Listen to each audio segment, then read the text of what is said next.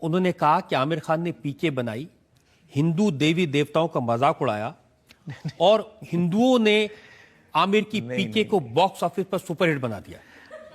देखिए मैं आपको बताऊं रजत जी, मैं उनकी बात पे ऐसा कहा उन्होंने? जी नहीं नहीं।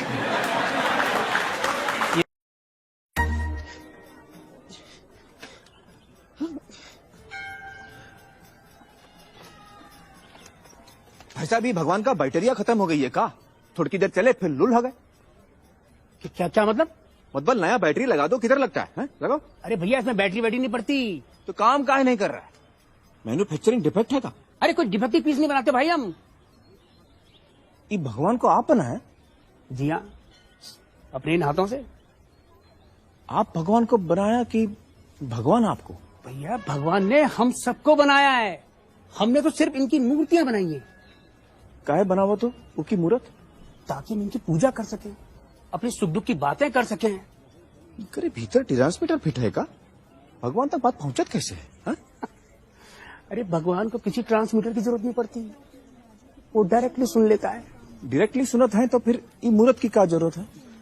अरे क्या करूं इसका यार, धंधा बंद करवाएगा क्या? मुझे लगता है उनको गलत कोट किया गया। उनका जो एग्जैक्ट सेंटेंस है वो ये है कि जिन हिंदुओं के देवी देवताओं का मजाक उड़ाया गया, नहीं। उन्हीं हिंदुओं ने पीके को बॉक्स ऑफिस पर सफल बनाया। उन्होंने कहा आमिर को तो शिकायत होनी ही नहीं चाहिए इस मुल्क से कोई। मुझे तो कोई शिकायत नहीं है। मुझे शिकायत है ही नहीं, और मैं जावेद साहब की बात से सहमत नहीं हूं।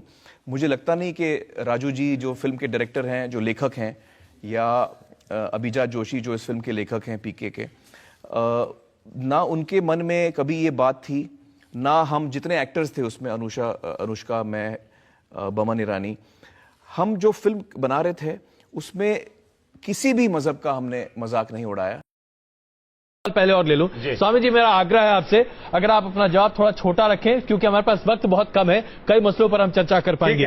अगला सवाल मेरा आपसे है, जो मैं आपसे बहुत विनम्रता से पूछना चाहता हूं। क्या आज आपको लगता है, चाहे आप राम की बात करें, कृष्ण की बात करें या साईं बाबा की बात करें, इनमें से किसी की भी पूजा नहीं होनी चाहिए? जी, लेकिन ईश्वर की प्रतिमा, परमात्मा की प्रतिमा बता करके वो साईं की मूर्ति की करें तो बहुत ही गंदा, गलत है। और राम और कृष्ण की भी करें तो ये राम और कृष्ण के साथ भी अन्याय है।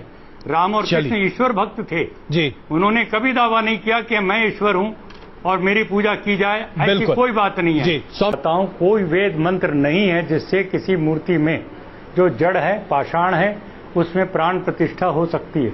ये बिल्कुल निरर्थक है, अंधविश्वास है, पाखंड है। और ऐसा काम करना किसी भी व्यक्ति का, और वो जगतगुरु कहलाएं, ऐसे लोगों के लिए तो बिल्कुल ही ऐसी चीजें गलत है। मैं बड़ी विनम्रता से फिर कहना चाहता हूं, यदि प्राण प्रतिष्ठा आप करने का दावा करते हैं तो बताइए वो वेद का कौन सा मंत्र है जिसके उच्चारण से प्राण प्रतिष्ठा होती है? नंबर 1 वेद। दूसरी बात, उस प्राण प्रतिष्ठित राम की, कृष्ण की या किसी की भी देवता भगवान की मूर्ति प्राण प्रतिष्ठित हो जाने के बाद क्यों नहीं खाना पीना बोलना चलना शुरू करती? जरा प्राणवान होने का थोड़ा सा तो परिचय दे। वो आपने बता दिया वो प्राणवंत हो गई मूर्ति जी। अब उसके बाद आपने लोगों की भीड़ इकट्ठी की और परमात्मा का अवतार पूजो जी, ये कह करके चढ़ावा इकट्ठा करना शुरू किया।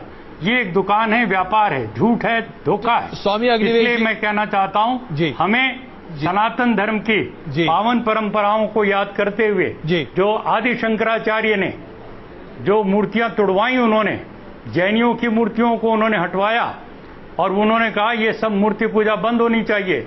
मैं आदि शंकराचार्य का, मैं नहीं, महर्षि दयानंद ने जो बयान किया, जो उनका बखान किया है जी, मैं नतमस्तक होता हूं आदि शंकराचार्य के बारे में। मैं कहना चाहता हूं, स्वामी जी, हमारे देश में मूर्ति पूजा नहीं थी। बिल्कुल स्वामी जी, करते हैं। स्वामी अभिदेवेश ने हर सवाल का सफाई से बेबाकी से जवाब दिया। मैं पूछना चाहता हूं, आप मूर्ति पूजा में मानते भाई साहब? जी मानते हैं। क्यों, आपको लगता नहीं गलत है? आप क्या हिंदू है? जी। आपके मजहबी किताब में लिखा है, छंदों के उपनिषद में, चैप्टर नंबर 6, अध्याय नंबर 2, श्लोक नंबर 1, एकम अद्वितीयम, खुदा एक है, उसके अलावा कोई नहीं है। लिखा है श्वेता उपनिषद में, अध्याय नंबर 6, मंत्र नंबर 9, नाच्य से कसी जनिता न चदीपा, उस ईश्वर, उस भगवान का कोई रब नहीं। उसके कोई वालदेन नहीं। लिखा है श्वेता उपनिषद में चैप्टर नंबर 4 मंत्र नंबर 19 में, न तस्य प्रतिमा अस्ति। उस ईश्वर, उस भगवान की कोई प्रतिमा नहीं, कोई अक्ष नहीं, कोई पिक्चर नहीं, कोई पेंटिंग नहीं, कोई फोटोग्राफ नहीं, कोई मूर्ति नहीं, कोई बुत नहीं। लिखा है यजुर्वेद में चैप्टर नंबर 32 वर्ष नंबर 3 में, मंत्र नंबर 3 में, न तस्य प्रतिमा अस्ति। उस ईश्वर, उस भगवान की कोई प्रतिमा नहीं, कोई अक्ष नहीं, कोई पिक्चर नहीं, कोई पेंटिंग नहीं, कोई फोटोग्राफ नहीं, कोई बुत नहीं, कोई मूर्ति नहीं। तो साफ तौर पे कई जगह आप हिंदू की मजहबी किताब में लिखा है कि मूर्ति पूजा गलत है, तो क्यों आप मूर्ति पूजा करते? भाई साहब जी, इस बारे में मुझे सही तालीम नहीं है, मुझे थोड़ा वक्त चाहिए। मैं इतने हवाले दे रहा हूं कि आपको लगता है कि मैं फेंकते जा रहा हूं। हवाले के हवाले दे रहा हूं, आप नोट कीजिए जी। आप लाइब्रेरी में जाइए, आपको वेद नहीं मिलता है तो हमारी लाइब्रेरी में जाओ, इस्लामिक रिसर्च फाउंडेशन। हमारे इस्लामिक रिसर्च फाउंडेशन में आपको वेद का तर्जुमा मिलेगा, महाभारत का तर्जुमा मिलेगा, भगवत गीता के कम से कम 30 तर्जुमे मिलेंगे। हमारे पास कंप्यूटर सॉफ्टवेयर है। आप क्या जानना चाहते हैं? वेद के ऊपर बटन दबाओ, मिलेगा आपको। किधर लिखा है मूर्ति पूजा हराम है? बटन दबाओ, कंप्यूटर में निकलेगा बाहर। वेद के कंप्यूटर सॉफ्टवेयर है, बाइबल के कंप्यूटर सॉफ्टवेयर है, कुरान के कंप्यूटर सॉफ्टवेयर है, हदीस के।